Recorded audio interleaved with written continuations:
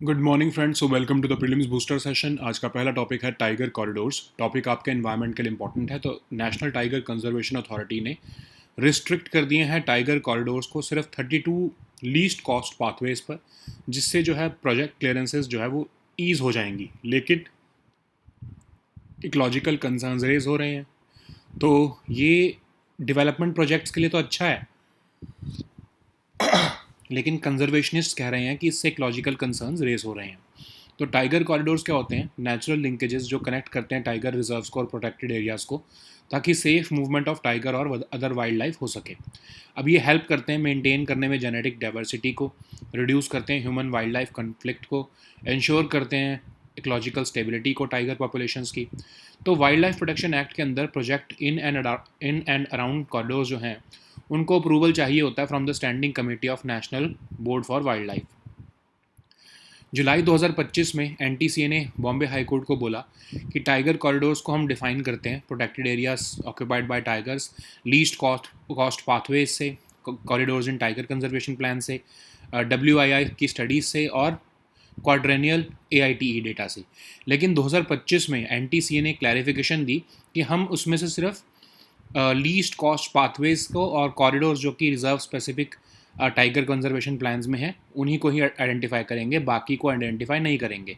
तो जो roll back किया गया WII स्टडीज़ का और AITE बेस्ड रिफाइनमेंट्स का, इसने कई एक्सपर्ट्स को सरप्राइज कर दिया।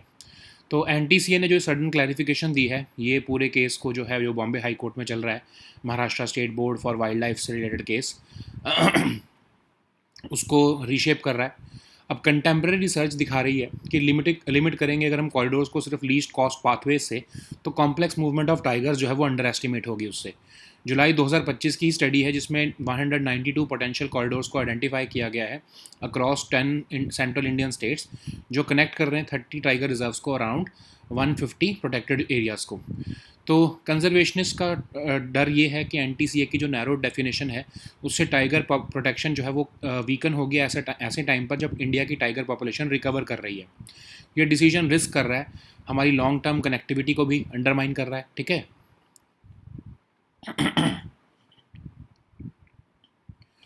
नेक्स्ट हम टॉपिक देखते हैं, इन्फ्लेशन टारगेटिंग। टॉपिक इकोनॉमी के लिए इंपॉर्टेंट है। तो RBI ने अपने न्यू डिस्कशन पेपर में कहा है कि क्या इंडिया का जो 4% का इन्फ्लेशन टारगेट है उसे रेज़ करना चाहिए, और अगर हम उसे रेज़ करेंगे तो क्या अंडरमाइन नहीं होगी क्रेडिबिलिटी इंडिया के इकोनॉमिक फ्रेमवर्क की, और जो भी हमने प्रोग्रेस गेन किया है मैक्रो इकोनॉमिक स्टेबिलिटी गेन्स में वो रिवर्स हो जाएगा।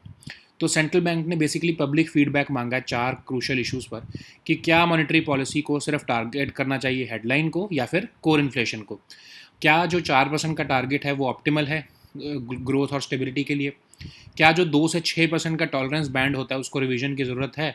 ठीक है, क्या जो 4% का टारगेट एक्सप्लिसिट है उसको ड्रॉप कर देना चाहिए, सिर्फ एक रेंज ही होनी चाहिए? तो ये पेपर हाईलाइट कर रहा है कि जो आज के एनवायरनमेंट में ग्लोबल जियोपॉलिटिकल और इकोनॉमिक अनसर्टेनिटी है, तो क्या इन्फ्लेशन टारगेटिंग फ्रेमवर्क को हमें डाइल्यूट करना चाहिए? तो उससे क्या ऐसा नहीं होगा कि इन्वेस्टर कॉन्फिडेंस जो है हार्म होगा? तो अगर हम लोअर कर देते हैं 4% से कम कर देते हैं अगर हम टारगेट को, तो इंडिया की करंट इकोनॉमिक कंडीशंस के लिए अच्छा नहीं है वो। स्टेबल इन्फ्लेशन जो 2 से 6% की है वो ही इंपॉर्टेंट है इन्वेस्टर कॉन्फिडेंस के लिए। तो इंडिया ने अडॉप्ट किया है फ्लेक्सिबल इन्फ्लेशन टारगेटिंग फ्रेमवर्क ये 2016 में, जिसमें है जो है मीडियम टर्म CPI टारगेट रखा जाता है 4%, टॉलरेंस बैंड होती है 2 से 6%, इससे नीचे इससे ऊपर नहीं जाना चाहिए।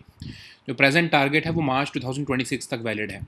लेकिन इकोनॉमिक सर्वे ने सजेस्ट किया कि इंडिया की जो इन्फ्लेशन टारगेटिंग फ्रेमवर्क है वो सिर्फ कोर इन्फ्लेशन को टारगेट करे, हेडलाइन इन्फ्लेशन को ना करे। अब कोर इन्फ्लेशन क्या है? जिसमें हाईली वॉलेटाइल कंपोनेंट जैसे फूड और एनर्जी प्राइसेस नहीं होते हैं। हेडलाइन इन्फ्लेशन जो है वो टोटल इन्फ्लेशन रेट होता है इकोनॉमी का। ठीक है, और ये इसलिए कहा गया इकोनॉमिक सर्वे द्वारा कि जो फूड प्राइसेस हैं वो सप्लाई शॉक से ज़्यादा इम्पैक्ट होते हैं रादर दैन डिमांड प्रेशर से, तो इसलिए जो है मॉनेटरी पॉलिसी जो है उसको ज़्यादा इम्पैक्ट नहीं दे पाएगी। RBI ने कहा कि जितने भी इन्फ्लेशन टारगेटिंग कंट्रीज़ हैं, जितनी मर्जी उनकी डेवलपमेंट स्टेज हो, लेकिन वो हेडलाइन CPI इन्फ्लेशन को ही टारगेट करते हैं। RBI ने कहा है कि परसिस्टेंट फूड इन्फ्लेशन जो है वो धीरे धीरे कोर इन्फ्लेशन में भी आ जाती है, तो आप उसको कैसे इग्नोर करोगे? हायर वेजेस हो जाती हैं, रेंट बढ़ जाते हैं, बिजनेस मार्कअप्स बढ़ जाते हैं। तो अगर हम फूड इन्फ्लेशन को इग्नोर करेंगे तो मॉनेटरी पॉलिसी की इफेक्टिवनेस भी वीकन हो जाएगी। नेक्स्ट हम टॉपिक देखते हैं एक्सरसाइज समन्वय शक्ति। टॉपिक सिक्योरिटी के लिए इंपॉर्टेंट है। तो एक्सरसाइज समन्वय शक्ति 2025 इनाग्रेट की गई है लाइपुली, तिनसुकिया डिस्ट्रिक्ट ऑफ असम में। तो इंडियन आर्मी का कोलैबोरेशन है ये स्टेट ऑफिशियल्स ऑफ असम और मणिपुर के साथ। ये मिलिट्री सिविल इंटीग्रेशन एक्सरसाइज है जो फॉस्टर करती है synergy between security forces, government departments और सिविल इंस्टीट्यूशंस। ऑब्जेक्टिव इसका है कॉन्क्रीट स्टेप्स लेना towards achieving N improved state of readiness, और ये बॉन्ड को स्ट्रेंथन कर रही है between people of upper Assam and Manipur. ठीक है। नेक्स्ट हम टॉपिक देखते हैं Indian council of social science research. ये टॉपिक आपके गवर्नेंस के लिए इंपॉर्टेंट है। तो ICCSSR ने recently show cause notice issue किया है centre for the study of developing societies को। उनको बोला है कि अपना सोर्स ऑफ फंडिंग बताओ। तो ICSSR क्या है? एपेक्स बॉडी है जो रिसर्च करती है सोशल और ह्यूमन साइंसेज में। इसको एस्टैब्लिश किया गया था 1969 में गवर्नमेंट ऑफ इंडिया द्वारा on the recommendation of professor VKRV Rao committee. Autonomous organisation है मिनिस्ट्री ऑफ एजुकेशन के अंडर। एक इंपॉर्टेंट रोल प्ले करती है एडवांस करने में हमारी नॉलेज और understanding of various social sciences and social issues and challenges. और ऑल इंडिया नेटवर्क है इनका 24 फ्रंटलाइन रिसर्च इंस्टीट्यूट्स का। नेक्स्ट हम टॉपिक देखते हैं Huntington's disease. Topic social issues के लिए इंपॉर्टेंट है। तो यूनियन एंड स्टेट गवर्नमेंट ने अभी तक हंटिंगटन डिसीज़ को रेयर कैटेगरी में नहीं डाला है national policy for rare diseases में। तो हंटिंगटन डिसीज़ है क्या? जेनेटिक कंडीशन जो अफेक्ट करती है ब्रेन सेल्स को। एक इनहेरिटेड कंडीशन होती है जिसमें ब्रेन सेल्स जो है वो धीरे धीरे फंक्शन लूज़ कर देते हैं और मरने लगते हैं। ये उन सेल्स को जो है ब्रेन के टारगेट करती हैं जो हमारी वॉलंटरी मूवमेंट्स और मेमोरी को रेगुलेट करते हैं। तो हंटिंगटन डिसीज़ जो है एक जेनेटिक म्यूटेशन होता है HTT जीन का, जिसकी वजह से जो है हंटिंगटन डिसीज़ होती है। ये HTT जीन एक प्रोटीन बनाता है हंटिंगटिन नाम का। ये प्रोटीन ही हेल्प करता है हमारे नर्व सेल्स को फंक्शन करने में। अगर आपको ये डिसीज़ है तो आपका जो DNA है वो जो है उसके पास इन्फॉर्मेशन नहीं होती है हंटिंगटन प्रोटीन से रिलेटेड। तो ये प्रोटीन जो है वो एबनॉर्मल शेप में बढ़ते हैं और डिस्ट्रॉय कर देते हैं अपने के न्यूरॉन्स को। तो ये ब्रेन कोटेक्स को भी अफेक्ट करते हैं जिसकी वजह से थिंकिंग, डिसीजन मेकिंग, मेमोरी भी जो है इफ़ेक्ट हो जाती है। तो 3 से 7 पीपल जो है 1 लाख लोगों में अफेक्ट होते हैं इससे। कॉमन सिम्टम्स इसमें होते हैं uncontrollable dance like movements, abnormal body postures, problems है वो बिहेवियर, इमोशन, थिंकिंग और पर्सनैलिटी में आती है। बाकी के सिम्टम्स में ट्रेमर या अनयूजुअल आई मूवमेंट्स भी होती है। जनरली लोग जो है 15 से 20 साल के अंदर सिम्टम्स डेवलप होने में मर जाते हैं और कोई ट्रीटमेंट नहीं होता है। ऑफकोर्स सिर्फ मेडिकेशन से कुछ सिम्टम्स को ही हम रोक सकते हैं। नेक्स्ट हम टॉपिक देखते हैं लिपुलेख पास। ये टॉपिक आपके इन्वायरमेंट के लिए इंपॉर्टेंट है। तो इंडिया ने रिजेक्ट कर दिया नेपाल का क्लेम ओवर लिपुलेख पास।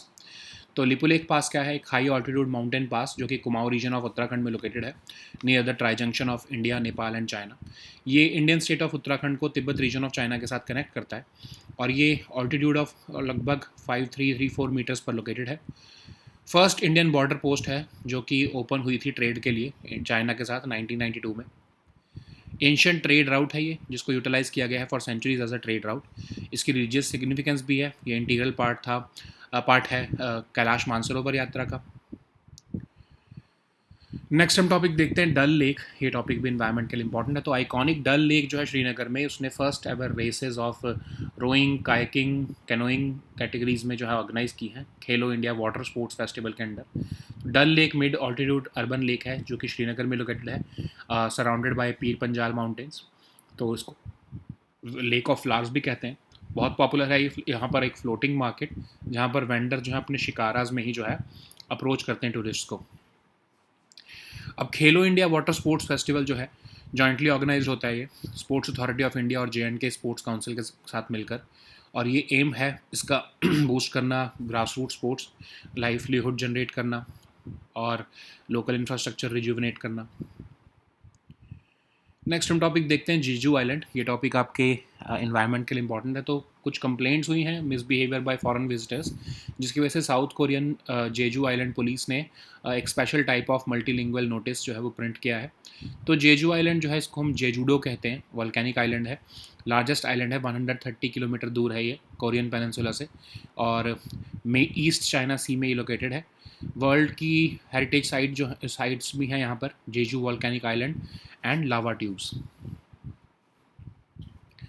नेक्स्ट हम टॉपिक देखते हैं ब्लू कार्बन। ये टॉपिक भी इन्वायरमेंट के लिए इंपॉर्टेंट है। तो सीवीड फार्मिंग जो है वो एक पोटेंशियल ब्लू कार्बन स्ट्रेटजी की तरह इमर्ज हुई है। तो ब्लू कार्बन क्या होता है? इसको हम कहते हैं कि जो ऑर्गेनिक कार्बन कैप्चर्ड और स्टोर्ड होता है by ocean in vegetated coastal ecosystems, जैसे कि mangrove forest, salt marshes, seagrass, meadows. तो vast majority of blue carbon जो है वो कार्बन डाइऑक्साइड होती है, जो कि डिजॉल्व होती है directly into the ocean.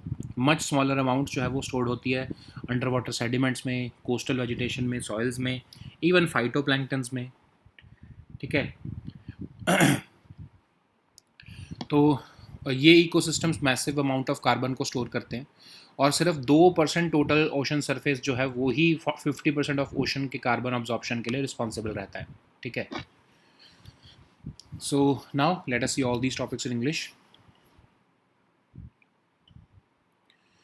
So the first topic is tiger corridors. This topic is important for your environment section. So NTCA has restricted tiger corridors to only 32 least cost pathways, easing the project clearances, but has raised ecological concerns. So this move is simplifying clearances for development projects, but it has sparked debate among conservationists. So tiger corridors, you know that they are natural linkages connecting tiger reserves and protected areas, allowing for safe movement of tigers and other wildlife across fragmented landscapes. They help maintain genetic diversity, reduce human wildlife conflict, and ensure the ecological stability of tiger populations. Under the Wildlife Protection Act of 1972, projects in or around the corridors require approval from the Standing Committee of the National Board for Wildlife. So in July 2025, NTCA told the Bombay High Court that tiger corridors must be defined using the protected areas occupied by tigers, least cost pathways identified in 2014, corridors in tiger conservation plans, Wildlife Institute of India studies, quadrennial All India tiger estimation data. But in 2025 August, NTCA issued a clarification narrowing corridors only to 2014 least cost pathways, corridors listed in the reserve specific TCPs. So this rollback has excluded more robust Wildlife Institute of India and AITE based refinement studies. So contemporary research has highlighted that limiting corridors to the least cost pathways underestimates the complex movement of tigers.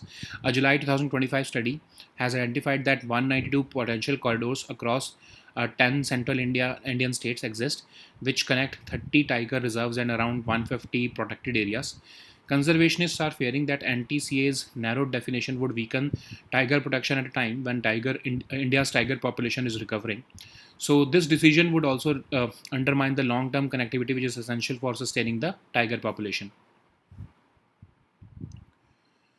So the next topic is inflation targeting. This topic is important for your economy section. So RBI in its new discussion paper has cautioned that raising India's 4% inflation target now would undermine the credibility of the framework and risk reversing the macroeconomic stability gains achieved over the past decade. So, RBI has released this long awaited discussion paper, and it has warned that raising the current 4% inflation target could undermine the credibility of the framework. So, central bank has invited public feedback on four crucial issues: whether monetary policy should target headline or core inflation, and if the 4% inflation target remains optimal for balancing growth and stability, whether the 2 to 6% tolerance band needs revision or removal, whether the explicit 4% target should be dropped in favor of only a range. So, this paper has highlighted that raising the target in today's environment of global geopolitical and economic uncertainty could be interpreted as a dilution of the inflation targeting framework. So, lowering the target below 4% would not suit India's current economic conditions, and stable inflation with 2 to 6% range has been crucial for investor confidence, growth prospects, and currency stability. So, India adopted the flexible inflation targeting framework in 2016 with a medium term CPI target of 4% and a tolerance band of 2 to 6%. The present target is valid till March 2026. So, Economic Survey had suggested that India's inflation targeting framework should consider focusing on core inflation, excluding food and fuel, So, what is core inflation? It's a measure of inflation which excludes highly volatile components, typically food and energy prices. And headline inflation is the total inflation rate in an economy, encompassing the prices of all goods and services within the representative basket. So, this was due to the fact that food prices in India often rise due to supply shocks rather than demand pressures, making them less responsive to the monetary policy tools. But RBI has reiterated that nearly all inflation targeting countries, regardless of their development stage, they target headline CPI inflation. So RBI has highlighted that persistent food inflation eventually spills over into core inflation through higher wages, rents, and business markups. Therefore, ignoring food inflation could weaken monetary policy effectiveness. So the next topic is exercise Samanvay Shakti. This topic is important for your security section. So recently, exercise Samanvay Shakti 2025 was inaugurated at Laipuli in Tinsukia district of Assam. So it has been exercise Samanvay Shakti has been initiated by Indian Army in collaboration with state officials of Assam and Manipur. So it's a military civil integration exercise aimed to foster synergy between security forces, government departments, and civil institutions. The aim is to take concrete steps towards achieving an improved state of readiness. It also seeks to further strengthen the bond of trust between the people of Upper Assam and Manipur. Okay. So the next topic is Indian Council of Social Science Research. This topic is important for your governance section. So ICSSR has recently issued a show cause notice to CSDS asking it to disclose the source of funding for its study on the Election Commission's special intensive revision exercise. So ICSSR is the apex body for research in the social and human sciences. It was established in the year 1969 and it's an autonomous organization working under the Ministry of Education. It plays a pivotal role in advancing knowledge and understanding of various social issues and challenges. It is an all India network of 24 frontline research institutes. Okay. So the next topic is Huntington's disease. This topic is important for your social issues. Union and state governments have yet to include Huntington's disease in the rare category under the National Policy for Rare Diseases. So, Huntington's disease is a genetic condition which affects the cells in your brain. It is an inherited condition which causes brain cells to slowly function and die. It affects the cells in part of the brain which regulate voluntary movement and memory. So, a genetic mutation in the HTT gene causes Huntington's disease. This HTT gene makes a protein called Huntingtin. This protein helps your nerve cells to function. In case you have this disease, your DNA would not have the information needed to make this Huntingtin protein. As a result, these proteins grow in an abnormal shape and they destroy your neurons. It also affects the brain cortex, which regulates your thinking, decision making, and memory. It affects about 3 to 7 people out of 1 lakh people. And the common symptoms include uncontrollable dance like movements, abnormal body postures, as well as problems with behavior, emotion, thinking, and personality. Other symptoms may include tremor, unusual eye movements. People usually die from this disease within 15 to 20 years of developing symptoms. There is no treatment which can stop or reverse this Huntington's disease. So the next topic is Lipu Lake Pass. This topic is important for your environment section. So India has rejected Nepal's claims over Lipu Lake after India-China restart trade through border points. So Lipu Lake Pass is a high altitude mountain pass located in the Kumaon region of Uttarakhand near the tri-junction of India, Nepal and China. So it links the Indian state of Uttarakhand with the Tibet region of China. It lies at an altitude of approximately 5334 meters. It is the first Indian border post opened for trade with China in 1992. So, Lipu Lake Pass has been utilized for centuries as a trade route. It also has a religious significance, being an integral part of the Kailash Mansarovar Yatra. So, the next topic is Dal Lake. This topic is important for your environment section. So, the iconic Dal Lake in Srinagar has hosted the first ever races under rowing, kayaking, and canoeing categories. So, Dal Lake is a mid-altitude urban lake located in Srinagar, Jammu Kashmir. It is surrounded by the Pir Panjal Mountains. It is one of the world's largest natural lakes and it is also known as the Lake of Flowers. So Dal Lake is also popular for the floating market where vendors have their own shikaras or wooden boats and approach the tourists. What is Khelo India's Water Sports Festival? It is jointly organized by the Sports Authority of India and the J&K Sports Council under the government's Khelo Bharat policy. It is aimed to boost grassroots sports, generating livelihoods and rejuvenating local infrastructure. It is the first consolidated open age category championships where all 14 kayaking and canoeing events and 10 rowing events are Olympic events. So the next topic is Jeju Island. This topic is important for your environment section. Following complaints from locals about misbehavior by foreign visitors, police in South Korea's Jeju Island have printed a special type of multilingual notice. So Jeju Island, or is also known as Jeju-do, is a volcanic island. It is the largest island, 130 kilometer off the coast of Korean Peninsula, and the main island of Jeju province of South Korea. So it lies in the East China Sea. It contains the natural World Heritage sites, Jeju Volcanic Island, and lava tubes. So the next topic is blue carbon. This topic is important for environment section. Seaweed farming has emerged as a potential blue carbon strategy, yet empirical estimates of carbon burial from such farms remain lacking in the literature. So blue carbon refers to the organic carbon captured and stored by the ocean in vegetated coastal ecosystems. The vast majority of blue carbon is carbon dioxide and which has dissolved directly into the ocean. Much smaller amounts are stored in underwater sediments, coastal vegetation, and soils also. And such as contains carbon, which has carbon containing molecules like DNA and proteins, and ocean life from whales to phytoplanktons. These ecosystems store massive amounts of carbon, making them an integral part of global efforts to combat climate change. They cover just 2% of the ocean surface, but they account for 50% of the ocean's carbon absorption. Okay. So these were our topics for today. We'll meet next time with new topics. Until then, goodbye and take care.